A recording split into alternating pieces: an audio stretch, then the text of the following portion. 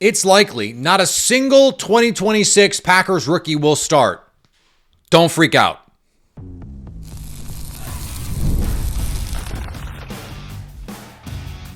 You are Locked On Packers, your daily Green Bay Packers podcast. Part of the Locked On Podcast Network, your team every day. You are Locked On Packers, part of the Locked On Podcast Network, your team every day. I'm Peter Bukowski, and I cover the Packers for The Leap, a newsletter I would love for you to subscribe to. Thanks to everyone who makes Locked On Packers their first listen every day. We hope you like starting your day with us as much as we like starting our day with you. On today's show, the roadmap, we're going to revisit the Dontavyion Wicks trade because after the draft, it seems a little weirder, and I have some theories as to why. I want to go through key Packers backups. What is the depth situation at some key positions for Green Bay? But let's start with this rookie class.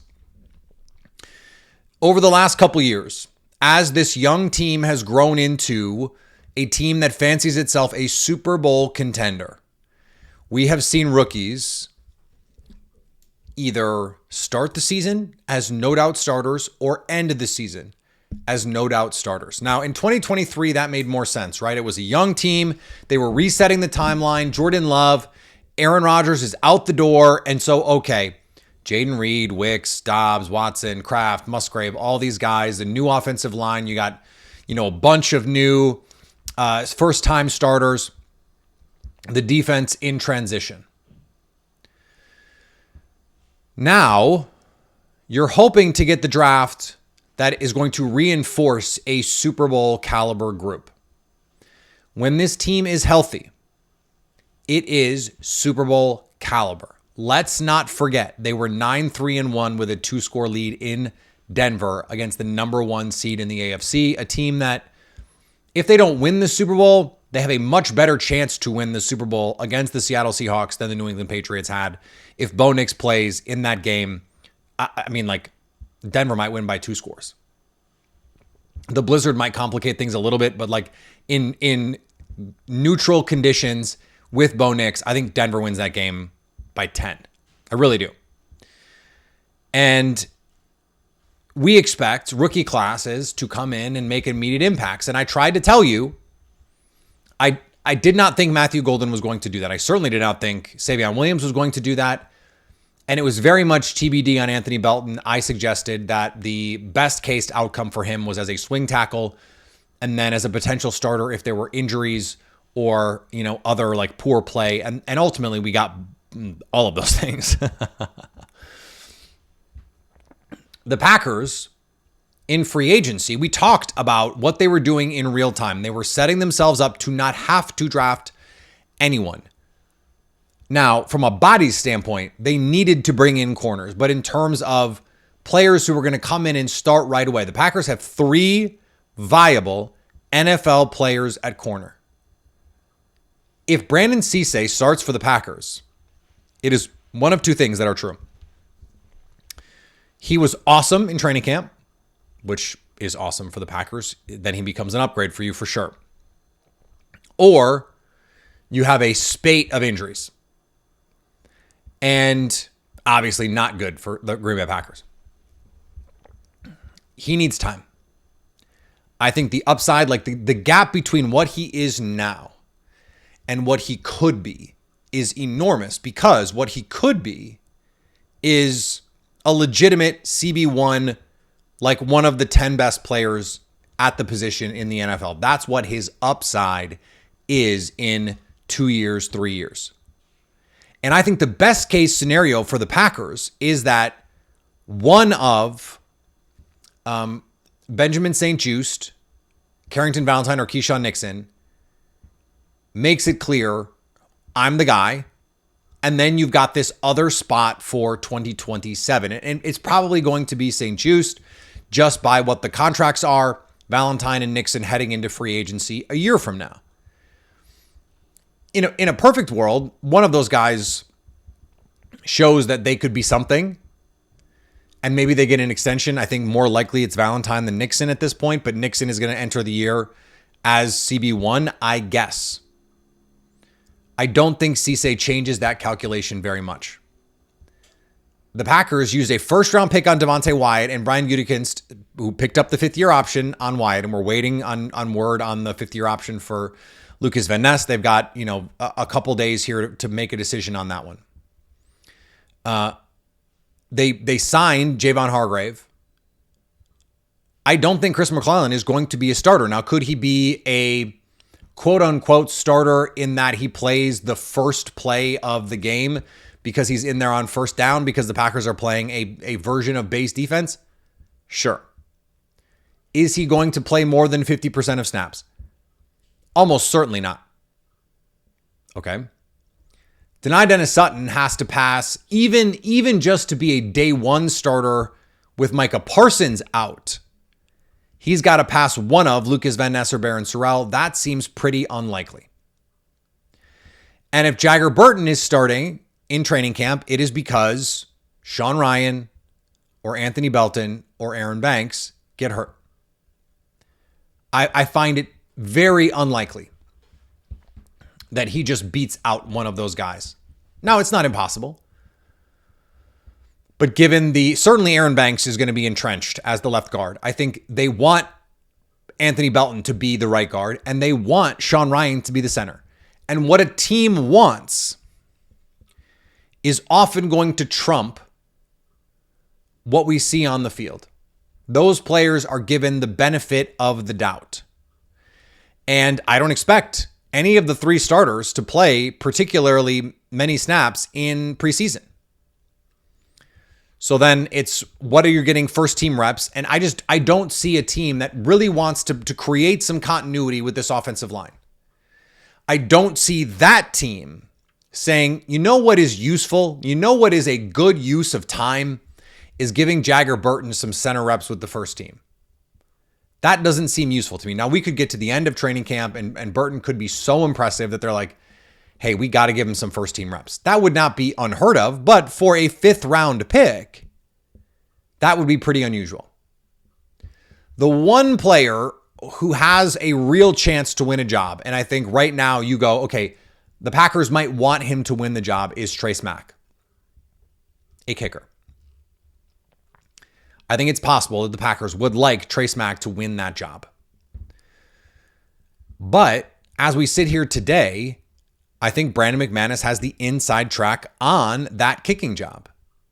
I think more likely Smack ends up on the practice squad. Now the question is, the Packers kept 2 kickers last year on the roster, on the actual roster. Would they just do that in 2026? I think it's possible. I think Trace Mack is, if not a lock, something close to it to make this football team.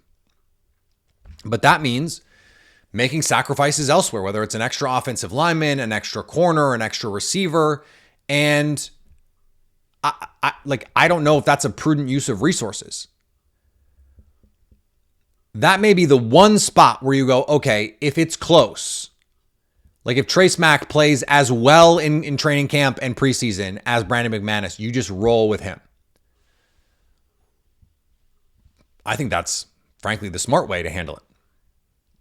We'll see if that's the way the Packers actually do handle it. They have a new special teams coach, so you are not going to have a coach who is loyal to Brandon McManus. And Matt LaFleur has made it very clear how he feels about kickers. He doesn't even want to talk to them. So, and whether that was in jest or half jest or whatever, like, I don't think Matt LaFleur wants to think about special teams. They would like one of these guys to just go win the job. That would be the best case for the Packers. All of that is fine. Like, this team, as currently constructed, you add Hargrave, you add St. Juste, you are eventually going to get Tom, Parsons, and Kraft back into the fold here. You can see how this team streamlines targets in the offense,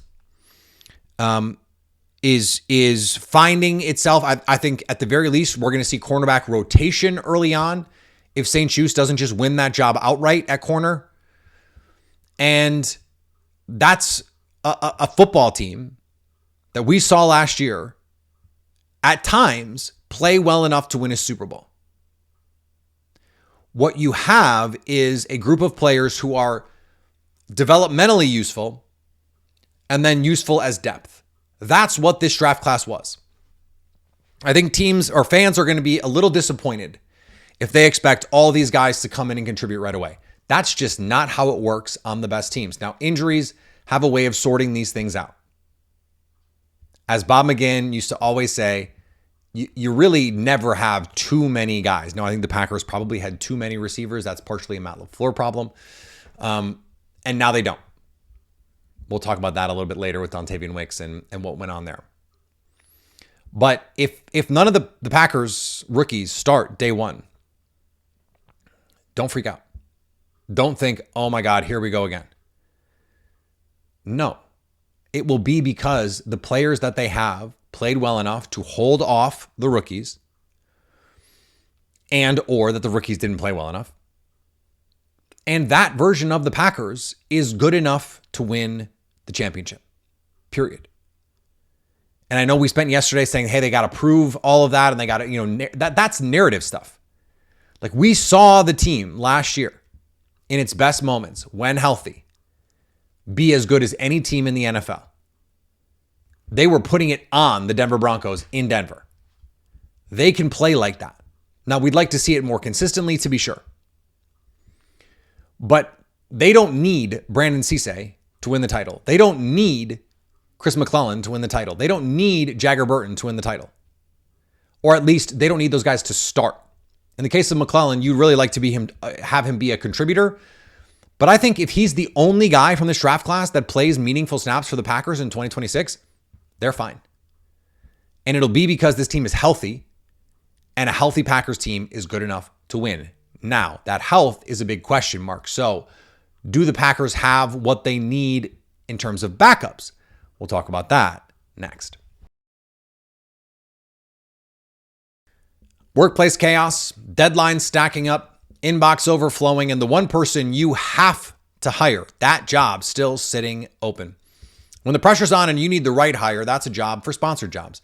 Indeed, sponsored jobs helps you reach the people who actually fit what you're looking for, skills, experience, location. So you're not just hoping the right candidate stumbles across your post. And here's a stat that says it all. In the minute I've been talking to you, companies like yours have made 27 hires on Indeed, according to Indeed data worldwide. So if you're hiring, spend less time searching and more time interviewing candidates who check all the boxes with Indeed sponsored jobs. And listeners of this show will get $75 in sponsored job credit to help your job get the premium status it deserves at Indeed.com/podcast. Just go to Indeed.com/podcast right now and support our show by saying you heard about Indeed on this show. Indeed.com/podcast. Terms and conditions apply. Need to hire? That's a job for Indeed sponsored jobs. Don't forget to check out the Everydayer Club for ad-free episodes and access to a group chat with me and other Locked On Packers listeners. Tap the link in the show notes or go to lockedonpackers.supercast.com for more. All right, so we talked about the need for depth at the offensive line position in particular for the Green Bay Packers. We talked about the need for defensive line depth for the Green Bay Packers. And we talked about the need for pass rush depth for the Green Bay Packers. Now, those aren't the only places where you got to wonder about what's going on with Green Bay and do they have enough bodies at that position? Quarterback is the first one. I understand Desmond Ridder is not as exciting as Malik Willis, but he is an NFL player. Let's not forget in 2023, he was good enough in the second half against the Packers to go win a game. Now, at home and weird things happened, but he made some plays in that game. And would I have rather have seen Desmond Ridder go out and play against the Minnesota Vikings than Clayton Tune? Yeah, definitely. I would much rather have seen even the backup receivers that were out there, the offensive linemen. I think you just get a better feel for what everyone is if you have an actual NFL player out there. The Packers felt differently, but I'm not worried about the backup quarterback situation for the Green Bay Packers. I wish they would have had someone with a little bit more juice. I wish they would have made the trade for Justin Fields, for example. They didn't find anyone in the draft. They did bring in a UDFA, so that's probably more practice squad player at best. Kyle McCord also in the mix there. I think they're fine there. It's not as good as it was with Malik Willis, but I think they're fine. At running back, that's the question. Marshawn Lloyd is the backup, I suppose. Do you have enough confidence that he's going to stay healthy to make that a good backup situation? He's got enough talent, but does he have the reliability? I would argue no. Now, Chris Brooks is also there, a great third down back, a great pass protection back, and can give you enough that, like, if you need him in a game where, you know, Josh Jacobs is banged up and you got to give someone else the carries and Marshawn Lloyd is, as he usually is, MIA, I think you can function as an offense. But outside of Lloyd, you do not have anyone in that running back room with any juice. Josh Jacobs is not an explosive runner. Has really never been an explosive runner. So do they have enough there? I think that's a very big question right now. At receiver, they have their three for sure. The Watson, Reed, Golden combo. And then you have Savion Williams. You have Bo Melton. That is a totally fine five. You've got a guy that has looked like a wide receiver one, that looked like wide receiver one last year. We talked about the pressure on him to be that. I think Matthew Golden as a Z receiver, ideally suited. You're not going to ask him to get off press a bunch of times. Can do a lot of the Romeo Dobbs stuff that we saw over the last few years in Green Bay. And then we know what Jaden Reed is. Now, we don't know what Savion Williams is, but he is the developmental backup, and that's fine. And then we know Bo Melton can get deep. We know he can do the orbit motion stuff, the jet sweep stuff. He has a defined role within this offense. And I like, there just aren't that many teams that go 7 deep at receiver with like great players. And by not many teams, I mean 0 teams. So even, you know, like the Bengals have a great 1-2 punch. After that, it's Andre Yoshivas, it's Mike Gesicki, and question mark. So I think they're in a good place there. Now, if Christian Watson gets hurt, that's when you start to go, okay, it's going to be Savion Williams and Matthew Golden. That's what makes the Dontavyion Wicks trade interesting, given what they did in the draft, and we'll get to that in a second. At tight end, this is why I've been advocating for a Will Dissly, a David Njoku. Because if Tucker Kraft is not ready to go week 1, and I think there's reason to believe he could be, he got injured significantly sooner than Micah Parsons, like 6 weeks sooner. So he has a better chance to be ready for week 1. If Micah Parsons is going to be ready week 4, week 5, then it would follow that Tucker Kraft would be ready week 1. You have Luke Musgrave. There's some complementary skill sets there. They brought Josh Wiley back. We've seen him do things for the Packers offense. They're probably okay there, but there are guys out there that could make this team better, and I think it's worth going out and attacking that spot. Jagger Burton was drafted to give them interior offensive line depth. They claim to have faith in Jacob Monk. I don't see any evidence to see that is true. And that's about it. I think another offensive lineman, a veteran offensive lineman, would make sense for the Packers. On defense, they go out and they sign Javon Hargrave. So you've got Wyatt, Hargrave, Brinson, Brooks, Stackhouse as leftovers, and then you add Chris McClellan into all of that.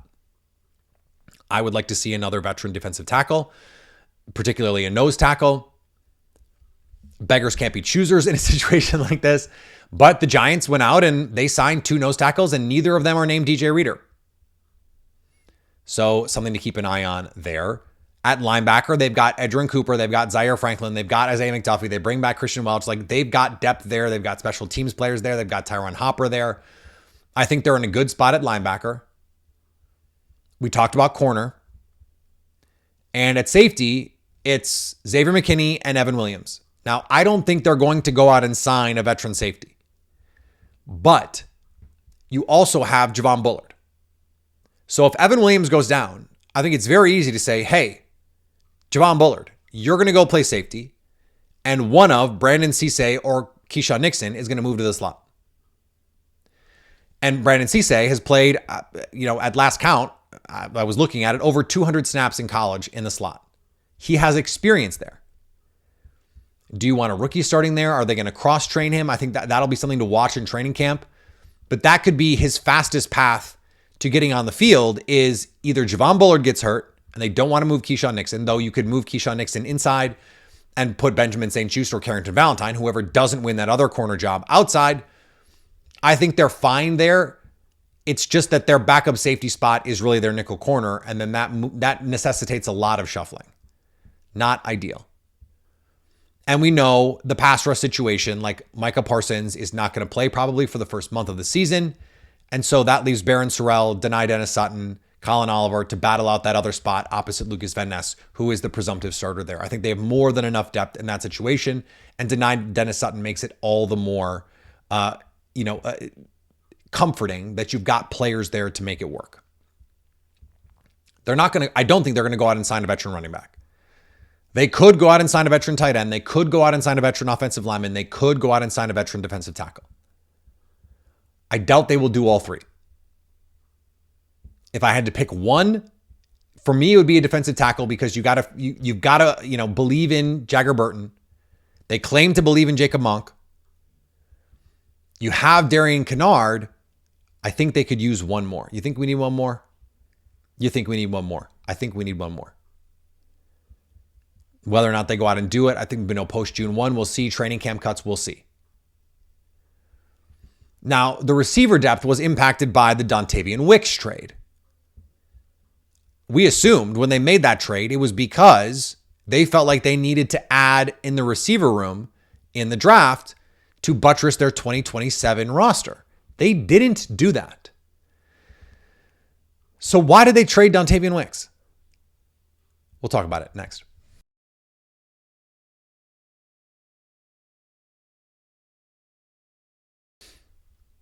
Matt LaFleur brought up unprompted some of the discontent in the Packers locker room last year. People not happy with their roles.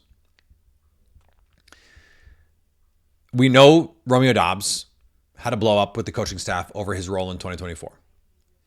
Quay Walker made it clear he did not think he was being used to his full potential.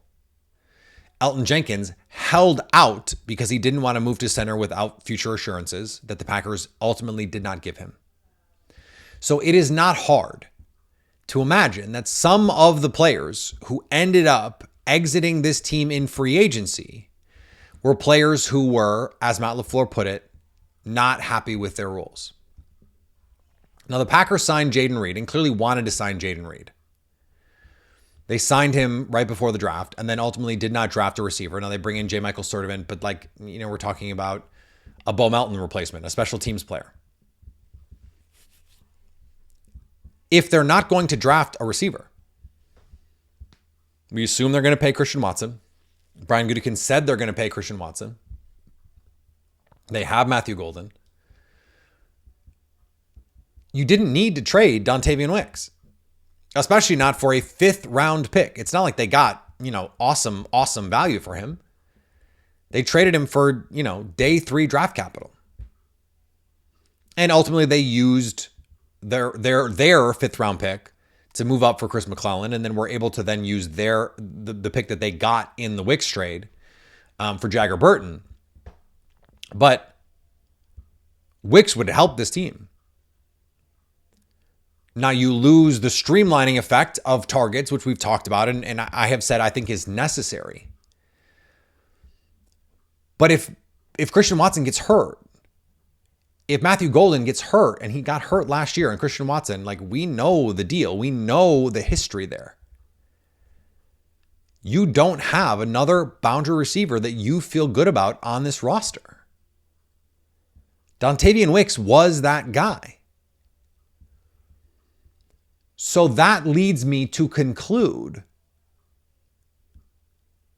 Wicks could have been one of those players, and I think likely was one of those players who felt like, hey, I should be getting more targets in this offense. And Matt LaFleur at the owners' meetings was asked, remember, before the trade, before the draft,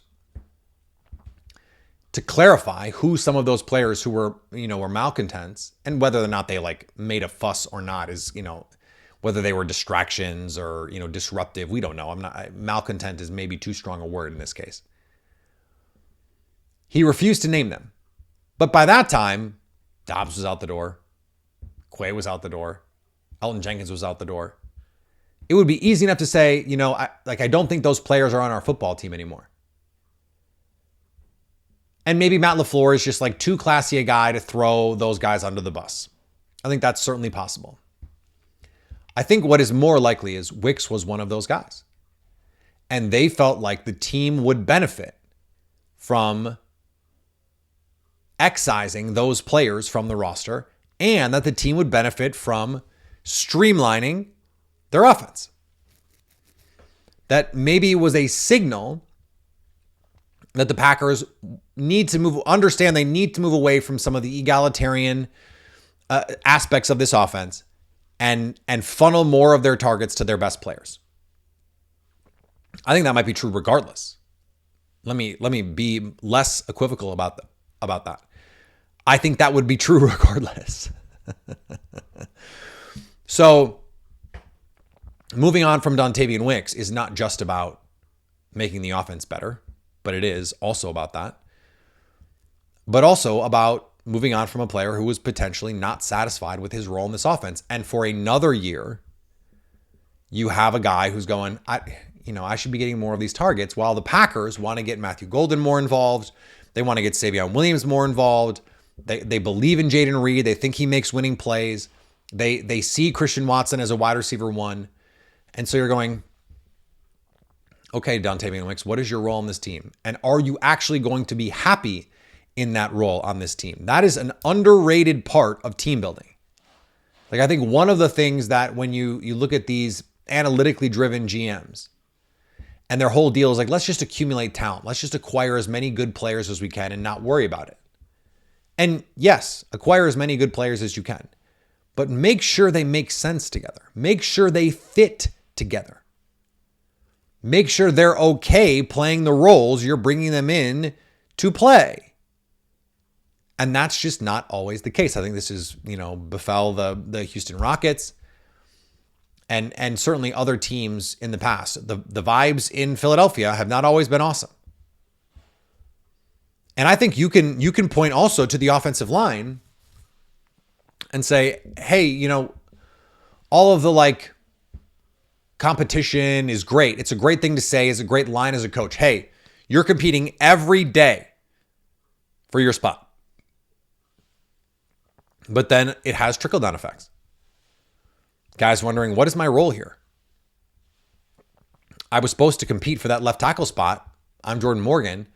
I feel like I played just as good as Rasheed Walker, and now I can't get on the field. Now I got to compete at right guard. That doesn't make sense. And so it's not addition by subtraction per se, but it is addition by streamlining. And saying, look, we know in your last year under contract, you are going to want to get targets because you are going to want to get paid. And we think it's actually better to get some draft capital for you, even if it's meager draft capital. And, fifth round pick isn't nothing, but it's also not, something. And make sure that Matthew Golden and Christian Watson and Tucker Kraft, let's not forget that, and Jaden Reed are getting the targets that they should get. All of that follows to me. And all that can be true without believing Dontavyion Wicks is a bad guy, which I don't, or that Dontavyion Wicks was making a scene, which I have no evidence to suggest that, so I'm not suggesting that. So it's not about that. I'm not trying to vilify anybody. Let's be clear about this. But if you're going, hey, you're not going to be happy being the fourth option on this offense. We're going to send you somewhere where you can be the second or third option on an offense. And we're going to get something for you. And the Eagles want you and they want to pay you. So, go with God. But that does, we circle back then to the point that I made yesterday. And that is, there's a lot riding on Christian Watson. And then by extension, there's a lot riding on Matthew Golden and Jaden Reed and Tucker Kraft to carry this passing game. Now, I think they can do it. The Packers clearly think they can do it. But I think this Wicks trade, it sheds a different light on the situation in retrospect. I thought, I'll speak for myself, I, Locked On Packers, thought when they traded Wicks, it was because they felt like they needed to add a player in this draft, and there was not a spot on the roster if Wicks is there. They didn't add anybody in the draft, and they didn't seem to want to. Brian Gutekunst was transparent. He wanted to add a wide tight end in the draft and was not able to do it. He could have said, yeah, we really wanted to get a receiver and a wide tight end. He didn't. Instead, they extended Jaden Reed. And it's a deal that, by the way, they can get out of after 2027. It's really a 1-year extension for Jaden Reed. And it's kind of remarkable that it was as team-friendly as it was. But I think this tells us that they did not think Wicks was going to be happy in his role, and that they thought the team would be better with the core guys that they have and funneling targets a little bit more to them. But we will find out week 1. We will find out if Bo Melton plays 15, 20 snaps. We'll go, okay, well, Matt LaFleur just can't help himself. And that might be true in any case. All right, back tomorrow. Mike Renner from CBS Sports joins the show to talk about this NFL draft class. On Saturday, we will have a Chris McClellan Goodies Guys. And on Sunday, our Sunday OT with Brandon Sneyd, we're going to talk about Matt LaFleur. And we're going to talk about where he stands in the NFC coaching hierarchy. Subscribe to the podcast wherever you get podcasts.